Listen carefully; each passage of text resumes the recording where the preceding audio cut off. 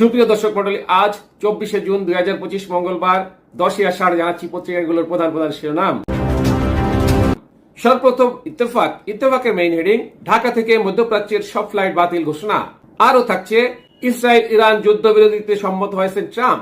Next প্রথম আলোর main heading, ইরাকে 3 সেনা ঘাঁটিতে হামলা আল জাজিরা। এরপর যুগান্তরের মেইন হেডিং, ট্রাম্পের যুদ্ধবিরতি ঘোষণার পর কমেছে তেলের দাম। নেক্সট ভোরের কাগজের মেইন হেডিং, মধ্যপ্রাচ্যের 4 দেশের আকাশ সীমা বন্ধ, ঢাকা থেকে সব ফ্লাইট বাতিল। নেক্সট জনকণ্ঠের মেইন হেডিং, ইসরায়েল ইরান উত্তেজনা, বদলে যাচ্ছে বৈশ্বিক শক্তির ভারসাম্য। নেক্সট ইনকলাবের মেইন হেডিং, সিরিয়ায় মার্কিন ঘাঁটিতে হামলা। এরপর আমাদের সময়ের মেইন হেডিং, মধ্যপ্রাচ্যের আকাশ সীমা সাময়িকভাবে বন্ধ, ঢাকা থেকে দোহা দুবাই সহ সব ফ্লাইট বাতিল।